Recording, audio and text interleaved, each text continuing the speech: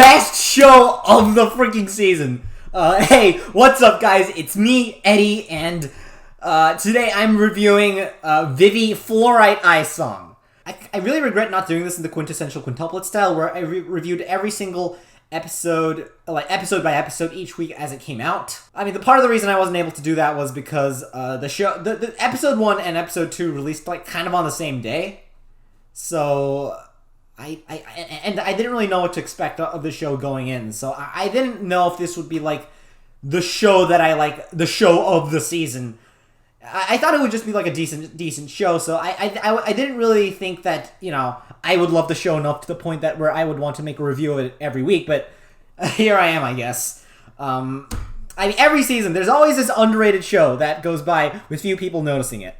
2019 had, summer had Astro Lost in Space, spring 2020 has Arte, and for 2021, I think the show is Vivy Fluorite Eye Song. But with all that out of the way, without further ado, let's get into my review of Vivy Fluorite Eye Song. Spoilers up ahead, obviously, so do be warned of that. So, just something I wanted to say. This is the best damn show I've ever seen. I mean, maybe this is just a phase. Maybe this is just because I'm high on Vivy, but I say this could potentially be the show that boots Your Name as my favorite anime of all time and becomes my new favorite show. Like, this is everything I wish for. It's the best. Like, the story, it's kind of got, like, Violet Evergarden vibes, but it's in the future. And, once again, everyone knows me as, like, this history guy, the guy who likes history and stuff, but once again, I always did maintain a love of sci-fi, and that was my OG interest, like, before I was into history. So, you know, shows like WALL-E or Astro Lost in Space, those shows really captivate me. I mean, those pieces of media. WALL-E's not a show. So anyways, now that we're through the halfway point of the show, I figured I might as well do not a recap, but like a review of the season so far from episodes 1 through 6. And from episodes 7, 8, 9, 10, 11, and 12, I'll just do a episode by episode review because I'm convinced this is a really good show. That's, you know, like worth doing a review of this style over. So with that out of the way, I guess a little forward. Okay, so the way I got to know this anime actually isn't that interesting of a story. I remember like quintessential quintuplets, all that stuff. It was ending the near end of the season, of the winter 2021 season, and I was just like, dang, I got no animes to watch. So I literally just Googled spring 2021 animes, and I remember Vivy, it was there. And I was like, okay, it seems like an interesting show. I'll watch it. Once again, it is everything I asked for. It's a sci-fi show, but it doesn't look overly dated. It's got everything. It is everything I could ask for. A show that could give off the same atmosphere as WALL-E or Astro Lost in Space, so I jumped at the chance to watch this, and on my birthday, I opened up episode 1 of Vivy Fluorite Eye Song. And the rest is history. And oh my god, this show is good. You know how I said I liked Astro Lost in Space because like a sci-fi show that, like, you know, it's not like overly dystopic. I mean, obviously Vivy's kind of a dystopia, but it's not like the worst. It's relatable to a degree. The world feels realistic. That's the thing. I mean, it reminds me of the 2009 Songdo Future Festival. Okay, so unusual for a review of mine. I think I'll talk about the music first. I mean, obviously I'll refer to the music constantly throughout the series, especially the OPs, but overall, I think the music in this show is done really well. Like, every single OP is slightly different in terms of visuals. At the start of an arc, it just shows, like, how much Vivy's audience has grown. I mean, like, here's the thing. I really love how the song exists in-universe, and it's actually, like, sometimes it even plays a role in the stories themselves. But, like, even the non-diegetic songs are amazing. Like, the fight between Vivy and Beth, the song there was freaking amazing. Like, just, the music here is amazing, okay? I could feel the music. But all that aside, let's talk about the episodes themselves, shall we? Now, the first 2 episodes, as I said, released in a bit of a funky manner. And that's, once again, that's part of the reason that was one of the factors that made me not, like, review this episode week by week. Also because reviewing episodes week by week is a little tiring. You know, like quintessential. I mean, making these sorts of videos themselves are pretty tiring, but with these sorts of videos, you're on even more of a time budget, which I suppose is a good thing. Like, you're on a bit of a ticking clock. Make an episode too late, and like all your theories, all that stuff will be blown away. Whereas a review, you could release it a month later, and it'll still be semi-relevant. Yeah, and that and the fact that it's a brand new show, so I really don't don't know what I'm getting myself into here. Seriously though, like each episode blew my mind each time I watched it, and yeah, I am proud to declare that Vivy Fluorite Ice Song is a hidden gem. And probably like there's the trio. I'd say it's the best out of the trio. Even I'd say Arte is the most underrated, but Vivy Fluorite Ice Song is definitely the best out of these three these three shows. I mean, the show itself largely seems to revolve around these 2-episode arcs, and I gotta say, each arc just gets better and better. So I guess that's the format. Really though, it's a great show. I mean, I'm stoked every Saturday, Vivy Saturdays, you know, knowing that a new episode of Vivy's going to be out. And so far, my expectations have been met perfectly. No, I would say it's even gone beyond. I do want to say, I also think the show seems to be heavily inspired by Detroit Become Human, or at least visually, at least. Like, look, they even have the little, like, thingies on their neck, just like how the robots in Detroit Become Human have an LED indicator on their forehead. So, before we get into the show, it's, like, the main part of the, like, review of the arc itself, let me talk a little bit about the prologue. When I first saw, the prologue, the first thing I thought was, holy shit, this thing is gonna be good. The second thing was, I feel really bad for these people. Like, oh, jeez. I mean, obviously robot rebellions are always pretty crazy. Like, how did this all happen? The show doesn't tell you yet, and I still don't know yet, because I'm on episode 6. All I know is that there's an AI uprising, and I actually had a few theories as of this point. Here's a few theories I had at the time, and I still have as of this time. So first off, do we act... Like, we're not told yet how the AI rebellion exactly goes down, so... Here's the thing, is this even like a major AI rebellion? I mean, honestly, it seems like a pretty crazy incident, but we don't see anything like military AI or like any proper soldier AI that, you know, that would indicate that like AIs have completely taken over the world. I mean, to be fair, we could just say that this is the very early phase of the rebellion and that whatever military AI there is probably off dealing with the human military and the civilian AI are attacking the human civilians because, you know, that military AI for civilians is a bit overkill, but we still don't... But if that's the case, then what happens during the later phase of the AI rebellion? As a matter of fact, when the scientist comes into the room, we do see a few AI that still do try to help him. And how far away are these events exactly? So that actually raises the question. Some people were in like the Reddit discussions were saying, do we even know that there's like a big AI rebellion? What if... So actually, how do we know that the AI rebellion even succeeds, and that maybe the scientist is actually, despite being a human, on the side of the AI? Because it seems that not all AI are on the side of the rebellion. And if that's the case, and this is just a small uprising in a localized city, then could the scientist possibly have other motivations for sending Matsumoto back? And that maybe and the AI that end up shooting him might actually be AI on the side of the human side, maybe? I mean, like, we can't trust Matsumoto, okay? We don't know whether he's telling the truth or not. We don't, like, for all we know, he could even be, trying to cause the AI rebellion. And we do have some potential evidence of that. We also don't know, like, what the motivation of the scientist exactly is. We don't even know time travel actually... I mean, like, obviously there is some form of time travel involved, but we don't actually know the specifics of how any of this even works. Or whether Matsumoto might have been infected himself. Because all he's done is... Looks like it's made it's been better for... It's, like, made the AI rebellion more possible. I mean, like, obviously that's a pretty harebrained theory. That's probably not true. I mean, might be true, but, like, there's a lot of theories floating around out there that, like, you know, because everything Matsumoto has done has been for the benefit of AIs against humans. That's what it feels like to me. Also, does anyone think the AIs that, like, shoot the scientists look kind of like Connor from Detroit Become Human? I mean, seriously, just look at him. Just compare the two. Anyhow, after this, we get to see Vivy in our sci-fi world, and as I mentioned earlier, it's really heartwarming. Okay, so I guess that's a start. I guess that's the real start of episode 1. I mean, we got to know the crew. We got to see Mr. I think it was Aizawa, the assemblyman that Vivy and Matsumoto have to save. And okay, the problem I have with this early arc is that you remember Momoka, right? The girl. I feel like we spent far too little time with her for us to actually like truly get to care about her. And that's an issue because like, I feel like the pacing in these first 2 episodes weren't really the best. It did go by a little too quickly, and that kind of was an issue. And yeah, like, the girl's death, it was a bit of a gut punch, but, like, I'd hardly consider it, like, or, well, at the very least, it doesn't feel as impactful or painful as some of the other other deaths in this anime that we'll see. Obviously, I was sad, but I wasn't super sad. It kind of felt bad because it kind of, like, didn't feel as bad as I wanted to, because I wanted to feel really sad, but it's just, like, it just doesn't do it.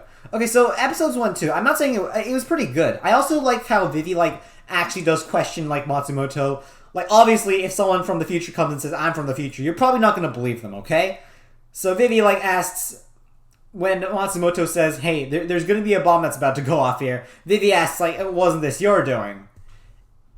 And it wasn't. And we eventually do see Vivy try and go to save Mr. Aizawa, who turns out, Mr. Aizawa is not actually a good man.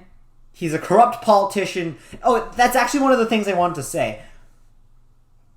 Sure, by saving Mr. Aizawa, the event that Mr. Aizawa turns into a martyr and the other politicians get it passed because of him, that event doesn't happen. But here's the thing. Now he actually has a reason to care about AIs. Because he actually seemed legitimately inspired by Vivy. And the AI naming law gets passed anyways.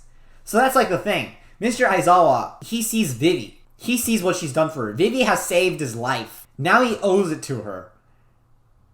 I mean, like, this feels like this could be a moment where, like, his mind, he has a change of heart, maybe? He's like, just imagine, oh, I'm like, after the event, he goes up to the public and says, you know what? I'm super sorry, people. I was a corrupt politician. You know why I wanted this AI naming law passed? Is because I was corrupt and I just wanted, like, more votes from the AI.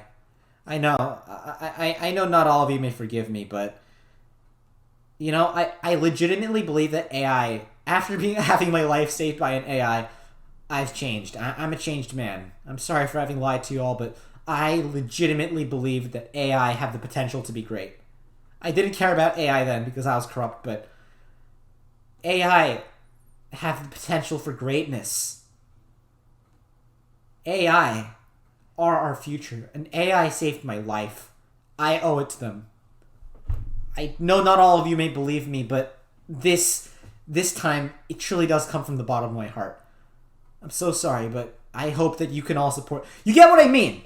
But yeah, we get so many... This was really good. We first get to meet this kid... Okay, so during the whole assassination bit, we see a lot of interesting tactics. You remember when Vivy gets shot, quote unquote? I thought that was a scenario that were like some people were saying I thought that would be a ReZero situation. Apparently there's a scene in ReZero where someone dies and he has to, like, go back in time or something like that. I was thinking the same thing. I haven't seen the show, but I was thinking Vivy died, Matsumoto goes back and says, all right, Vivy, this and this happened, and this is how you died. Here's how you redo it. But no, Matsumoto was just feeding them false data. I'm talking about episode 2, by the way. No, but we get some really interesting action scenes, and we see Vivy save this Toak dude, and that's the guys that are trying to kill Mr. Aizawa. We see Vivy save this guy from Toak, and this is where we start to see the difference between Matsumoto and Vivy. I saw some guy say, Vivy, all this is happening in real time. She sees these people dying and she wants to save their lives. You know, that makes sense, right? That's how we are. But to Matsumoto, this is all history. These are all things that have gone by. It's just like watching a video of the past. Or at least that's what I believed then. Not so much now, because well, it's kind of complicated now that I've seen episode 6, but at the time, that's what I believed. Matsumoto doesn't care because to him, it's all the past, it's all history, it's all gone by, it's all previous. But yeah, Vivy ends up doing some awesome stuff, leaping across a building. By the way, that scene is very iconic.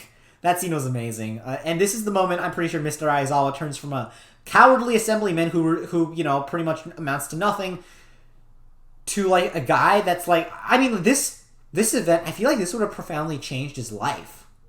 Dude, just look at it. Imagine you got your life saved by an AI. Wouldn't this profoundly affect you too? And we saved Mr. Aizawa, so that was great. And then we cut to this really random scene. I was like, once again, that pacing in these first 2 episodes were not really the best. I wasn't aware how, like, far away this was. I thought, like, they'd skip to, like, the very end or something like that, but no. This is just moments after. Vivy tries to save Momoka from the crashing plane, and Matsumoto beats her up for it. So, and the teddy bear Matsumoto is a present that Momoka gave to him. So, and Vivy at the time was super annoyed. Please remove yourself. Please remove yourself from that teddy bear. I don't know. I mean, I don't know. And once again, the problem with this early arc is that, well, it was amazing for sure, but the episode seemed to go by a little too fast. I had too little time to actually get attached to these characters, although I gotta say, we had some really beautiful shots. I mean, this is a pattern that continues throughout the rest of the show, so what can I say, but... I mean, this actually raises a lot of questions, though. Could Vivy actually have stopped the plane from crashing? In my opinion, no. I mean, but like, could things have been different? But once again, this is the beginning of a long line of what-ifs. Could Vivy have changed this? Could Vivy have changed that? That'll appear many, many, many times throughout this show. But yeah, it wasn't until episode 3 we actually got to hear the OP, and it's really good. What I really like about the show is that every time the OP is just like a little bit different, and that's what's really amazing about it. Episode 3, well, first off, this was very interesting because it's been 15 freaking years, and Vivy is still pissed over Matsumoto. By the way, how did that teddy bear thing... I mean, I'd assume Vivy just kept the teddy bear in her room for a while, and the Matsumoto just sort of woke up. But yeah, the Sunrise arc is, I would say, where the show really begins to shine. Please remove yourself. Get out of here. I don't like you. But at the end of the day, Vivy gets into the Sunrise Station, and... like, I don't know, we meet Estella, who is apparently, in the official history, one of the most defective AIs in history. Yes, I'm not going to say the pacing here was really honestly perfect as well.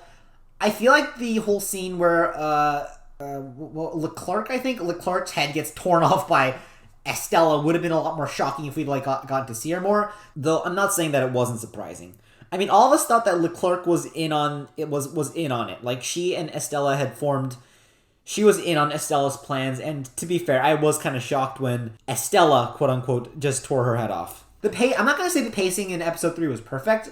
I'd say episode 4 is where, like, a show really begins to, like, really shows its colors, but episode 3, we already do see an improvement over the past 3 episodes, or past 2 episodes, I gotta say. Yeah, episode 3, this was really interesting, because I really, like, Estella seemed like such a nice robot, like... I couldn't possibly... I mean, just look at this. Does this look like the face of evil to you? I mean, like, listen to Estella singing as she tries to calm all the passengers down. By the way, which is the very same song they sing as the sunrise crashes into the earth. Oh my god. But, like, just listen to that song. Seriously, does this seem like the face of evil to you? Everyone here is family. Also, remember that Toak terrorist dude she saved back in episode 2? He's back. He's back for more, because of course he is. But yeah, here's what really got me, though. Remember the Momoka girl, right? We see her little sister. I mean, that felt like a bit of a gut punch to me. I mean, here's her little sister, right? The little sister of the girl you failed to save 15 years ago. And it's just, like... I mean, like, now we have, like, a personal motivation as well. Save the passengers aboard the Sunrise Hotel. We are going to save... We may not have been able to save her sister, but we can save this girl. And the girl asked, hey, aren't you a diva? Or, like, Vivy? That my sister used to, like, really love your videos before she died. And that, like... It made it so much more personal. So, when we saw this girl, I was like, okay, we have to make things right. We may not have been able to save Momoka, but I will... Never again. This time, we will... I will not fail this girl, this little sister of Momoka, the girl we failed to save before. And I was like, we have to save this girl. Like, before all... I mean, obviously, I cared about, like, Vivy completing her, like, mission beforehand, because obviously I don't want a human-AI war, but now it felt extra personal. I'm like, okay, you have to save everyone aboard the Sunrise now, or else... like, Momoka's little sister will die, and I don't want that. Momoka's little sister has to live. We failed last time, but we're not going to fail this time. We're going to save this girl this time. Things will be different. I mean, obviously, I didn't support just, like, murdering Estella, but... And turns out that was the right... Vivy made the correct call. But still, it was super shocking when Estella just straight up murders Leclerc, who... Everyone, nobody aboard the like a lot of the AI aboard the hotel don't really trust don't really trust Estella, because there's like a rumor going around that's saying Estella murdered the previous owner, which turns out isn't true. Even Matsumoto confirms that no, Estella did not murder the previous owner. But like, I don't know, just that was shocking until I realized that yes, of course, Toak is involved in some way again. And turns out it's not Vivy, or it's not Estella, but it's her sister, Beth. And this is what really gets me, because this, like, first off, sweet animation, okay? I mean, obviously the action scenes in episode 2 were pretty good as well, but, like, the action scene right here, episode 4 was on a whole nother level. Everything from, like, the music to the animation to, like, just the writing too, the raw emotion. You could feel, like, what was going on in that fight, what was going through their heads. That way when Beth gets damaged, she screams Estella, and her vocal cords are damaged, so it feels like really damaged screaming. Like, just all that, like, the music that plays, it was just so hype. Like, one of the best anime fight scenes I have ever seen. And so, yes, obviously we're on episode 4 right now, but just, dude, we figure out the entire, like, backstory between Estella and Beth, but all this time between the episodes, everyone was theorizing, oh, why is Estella doing this? Why is Estella? No, it's not Estella, it's Beth. I mean, I gotta say, Estella and Beth are really, really well-written characters. Estella's, like, as Beth says, Estella's a bit more of a sheltered AI. She's had a pretty comfortable, pretty good life so far, but Beth is interesting in that she's been brought up in, like, despite having the same initial upbringing, in which that even despite that they're never able to see each other, they did, like, see each other as sisters. After Beth was thrown away, they went on completely different paths. So Beth basically gets picked up by Toak, and instead of outright just, like, somehow managing to erase, like, the whole law of AI robotics, which is apparently a thing in this universe as well, that's built into her, she says she's clearly devoted to the Toak dude, our main Toak dude. I don't remember his name, but the main Toak dude that Vivy saves in episode 2. She's clearly devoted to him. She says, all AIs must protect humanity, then Master is the only human in the world for me. Because think about it. It kind of is that way. To her, that Master was the only one who treated her humanely. You get what I mean? So I just really like the way, like, they framed that. So that was really good.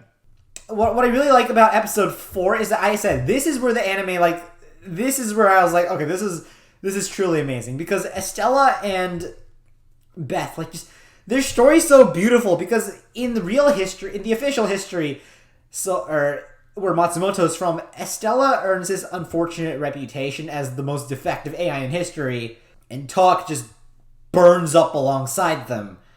Meaning that Toak, like, it's never discovered that it was actually Beth. In this history, not only is Estella's honor restored, but Momoka's sister manages to, like, survive the crash.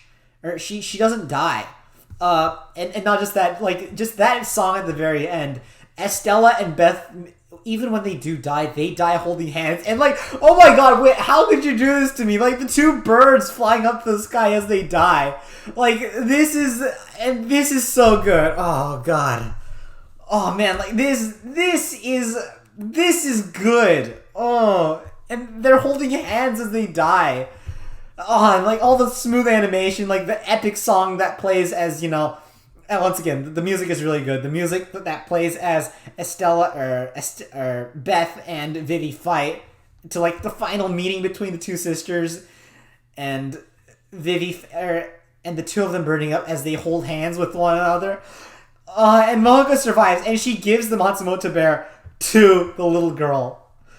Oh, God. I mean, this is how you do an emotional scene. And here's the thing. I mean, like, this seems like a happy ending of a happy... I mean, obviously it's bittersweet because the two AIs died, but, like, still... Those AIs died in real history anyway. We saved so many lives. Not only is Momoka's little sister, the girl you failed to save back in episode 2, not only is she alive, but you also saved so many people, and Estella's honor has been restored. Beth is finally together with her sister. It's just such like an amazing ending. Like, I could not have asked for like a better ending. And the two birds that fly, just, I know I'm repeating myself, but like okay, but here's the thing. The metal float arc, like, holy fucking shit. You know how I said I was happy with the end of the results of the previous arc? Because this flipped it on its head, because the Singularity Project, which had previously brought happiness and a very happy ending to this Sunrise arc. No, there's all that beauty completely flips this on its head. No! I mean, how could this nominally happy ending of the Sunrise arc lead us to the tragedy of the Metal Float arc? I mean, this arc seriously tore me up, okay? This arc really tore me up. And, oh yeah, look at it. Looks like new OP. Looks like this will be the start of... I think they're gonna make this thing at the start of every new arc. Apparently, Vivy's had some character development over the years. She's a badass now. She always sort of has been, but... Vivy, this time, immediately jumps on board with the project, because apparently, I think it's probably because of the results of the Sunrise arc, because the Sunrise arc, there was such a happy ending, or at least nominally, she got to protect everyone. I feel like this is part of the reason she was so eager to jump onto the project, because, I mean, she still does squeeze the Matsumoto cube when he shows up, and he's like, it's been 5 years, where were you? The teddy bear is no longer infected by Matsumoto. It's looks like Momoko's little sister's just gonna keep it now. Matsumoto's the cube now. So by the way, Sunglasses Vivy looks freaking epic. By the way, I just want to say this: that action scene with where Vivy was fighting, defending Dr. Psyche's car from like the Toak dudes. The animation there is smooth. I mean, but considering the animation we had in episode 4, that was about to be expected. Seriously, Sunglasses Vivy, as I said, really cool. I mean, like, I honestly, when I opened up episode 5 and Vivy, it's a new episode, right? Vivy, there's a new OP, there's a new audience. But before that, like, we see that there's, like, a love story between a human and a robot. And this is legitimately what I said when I saw the episode. Before we have a robot Romeo and Juliet. Oh boy, that was, it's like I predicted that pretty well.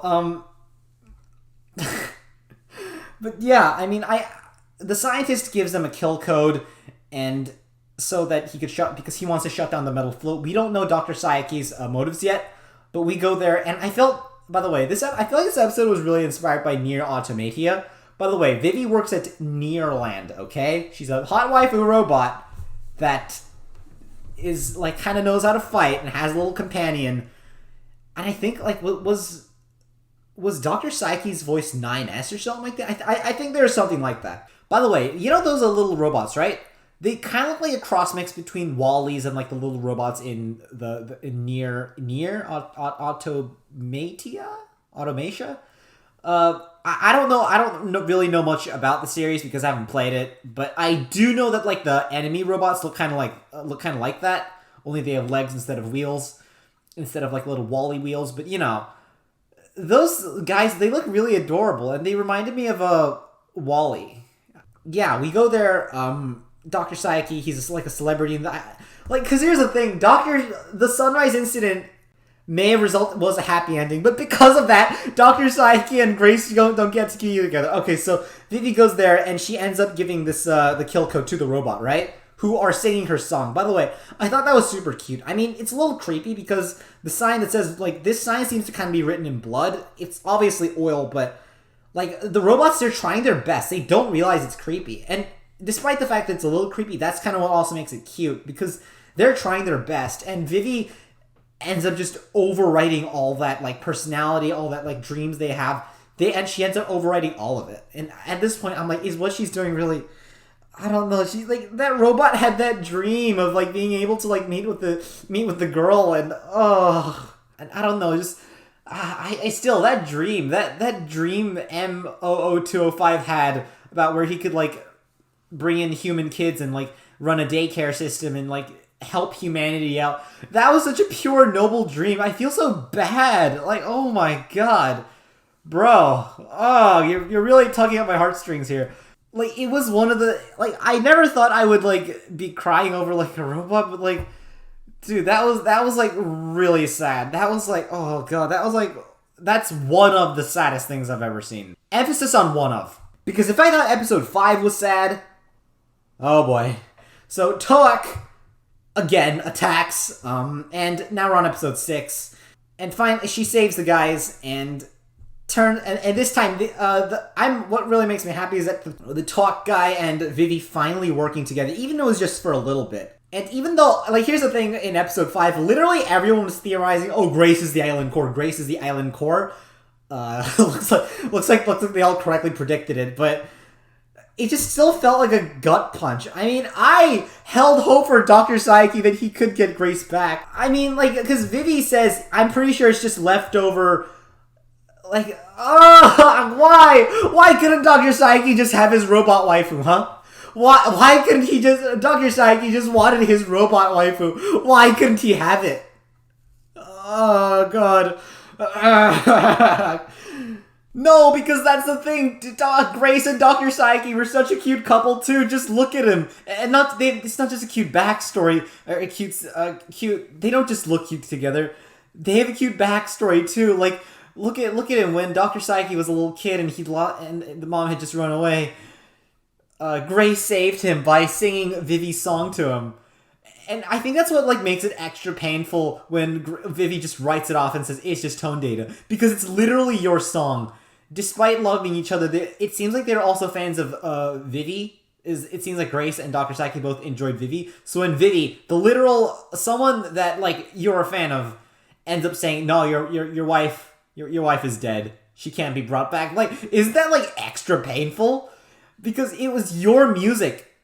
It was your music that your wife loved. And just the fact that it's being written off is just like, no, she's gone. She can't be brought back. That's just extra painful. No, but they had such a cute story together. Like, look at him.